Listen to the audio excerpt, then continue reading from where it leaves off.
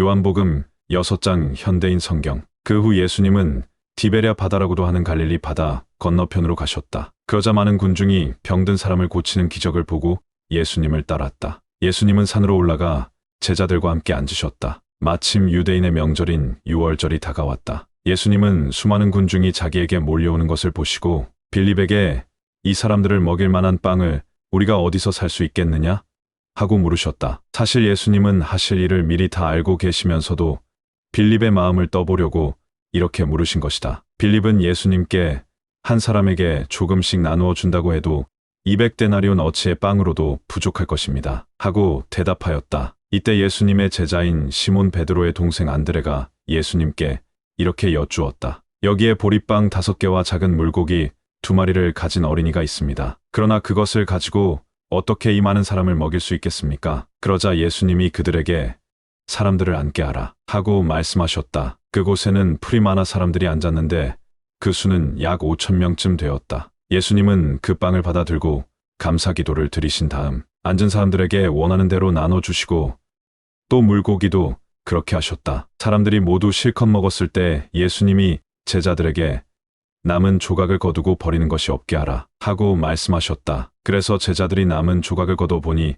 보리빵 5개로 먹고 남은 부스러기가 12광줄이나 되었다. 예수님이 베푸신 이 기적을 보고 사람들은 이분이야말로 세상에 오실 바로 그 예언자이시다 하고 외쳤다. 예수님은 그들이 강제로 자기를 잡아 그들의 왕을 삼으려 한다는 것을 아시고 혼자서 다시 산으로 올라가셨다. 날이 저물자 제자들은 바닷가로 내려가 배를 타고 건너편 가버나움을 향해 떠났다. 날이 이미 어두워졌는데도 예수님은 아직 제자들에게 돌아오시지 않았다. 그때 강한 바람이 불어 파도가 일기 시작했다. 제자들이 배를 저어 45km쯤 갔을 때 예수님이 바다 위로 걸어오셨다. 배로 가까이 오시는 예수님을 보고 제자들이 무서워하자 예수님은 그들에게 나다 무서워하지 말아라 하고 말씀하셨다. 그래서 제자들은 기뻐하며 예수님을 배에 모셔드렸다. 배는 곧 그들이 가려던 곳에 다다랐다. 이튿날 바다 건너편에 남아있던 군중들은 한 척밖에 없던 배로 예수님은 타시지 않고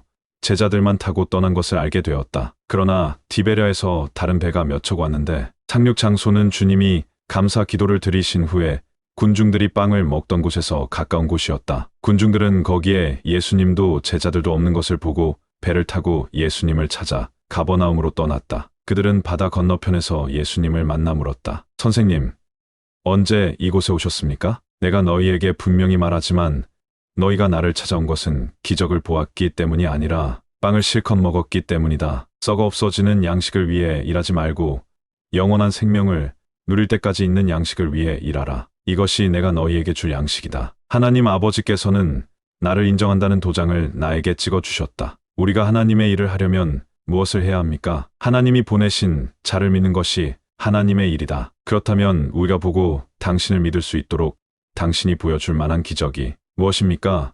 당신이 무슨 일을 하겠느냐는 말씀입니다. 모세가 하늘에서 양식을 내려 그들을 먹였다. 는 성경 말씀대로 우리 조상들은 광야에서 만나를 먹었습니다. 내가 분명히 말하지만 하늘에서 양식을 내려 너희에게 준 것은 모세가 아니다. 오직 너희에게 하늘에 참된 양식을 주시는 분은 내 아버지이시다. 하나님의 양식은 하늘에서 내려온 자가 세상에 생명을 주는 바로 그것이다. 주님, 그런 양식을 항상 우리에게 주십시오. 그때 예수님은 그들에게 이렇게 말씀하셨다. 내가 바로 생명의 빵이다. 내게 오는 사람은 굶주리지 않을 것이며 나를 믿는 사람은 절대로 목마르지 않을 것이다. 그러나 내가 이미 말했듯이 너희는 나를 보고도 믿지 않는다. 아버지께서 내게 주시는 사람은 다 내게로 올 것이며 내게 오는 사람은 내가 절대로 쫓아내지 않을 것이다. 내가 하늘에서 내려온 것은 내 뜻을 이루기 위해서가 아니라 나를 보내신 분의 뜻을 이루기 위해서이다. 나를 보내신 분의 뜻은 그분이 내게 주신 모든 사람을 하나도 잃지 않고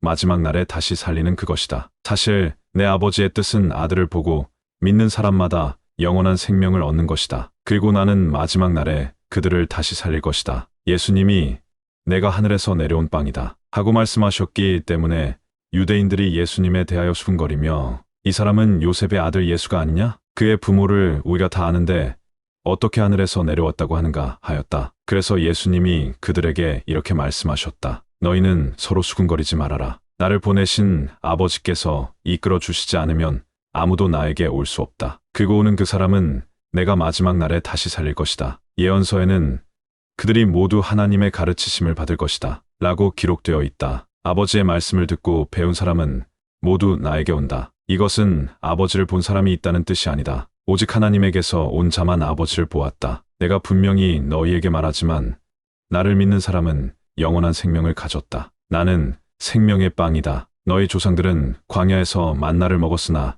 모두 죽고 말았다. 그러나 하늘에서 내리는 양식을 먹는 사람은 죽지 않는다. 나는 하늘에서 내려온 살아있는 빵이다. 누구든지 이 빵을 먹는 사람은 영원히 살 것이다. 이 빵은 곧 세상의 생명을 위해 주는 내 살이다. 그러자 유대인들은 이 사람이 어떻게 자기 살을 먹으라고 우리에게 줄 수 있겠는가 하고 서로 논쟁하기 시작하였다. 그래서 예수님은 그들에게 다시 말씀하셨다. 내가 분명히 너희에게 말하지만 나의 살을 먹지 않고 나의 피를 마시지 않으면 너희 안에 생명이 없다. 누구든지 내 살을 먹고 내 피를 마시는 사람은 영원한 생명을 가졌다. 그래서 나는 마지막 날에 그를 다시 살릴 것이다. 그것은 내 살이 참된 양식이며 내 피는 참된 음료이기 때문이다. 내 살을 먹고 내 피를 마시는 사람은 내 안에 살고 나도 그 사람 안에 산다. 살아계신 아버지께서 나를 보내셔서 내가 아버지 때문에 사는 것과 마찬가지로 나를 먹는 사람도 나 때문에 살 것이다. 나는 하늘에서 내려온 빵이다. 너희 조상들은 만나를 먹고도 죽었으나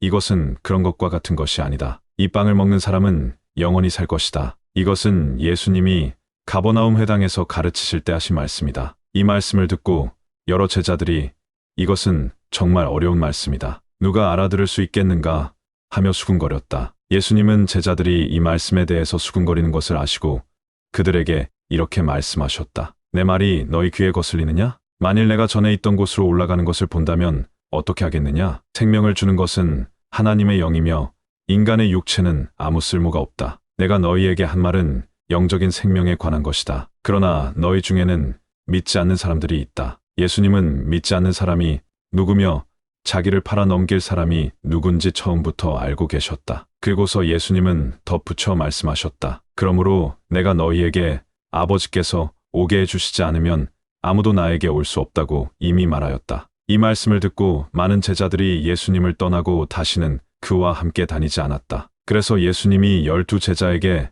너희도 떠나고 싶으냐? 하고 물으시자 시몬 베드로가 이렇게 대답하였다. 주님, 우리가 누구에게로 가겠습니까? 주님에게는 영원한 생명의 말씀이 있습니다. 우리는 주님이 하나님의 거룩하신 아들이라는 것을 믿고 알게 되었습니다. 그때 예수님은 내가 너희 12를 선택하지 않았느냐? 그러나 너희 가운데 한 사람은 마귀다 하고 말씀하셨다. 그것은 가룟 사람 시몬의 아들 유다를 가리켜 하신 말씀이었다. 그는 비록 12 제자 중 하나였으나 예수님을 팔아 넘길 사람이었다.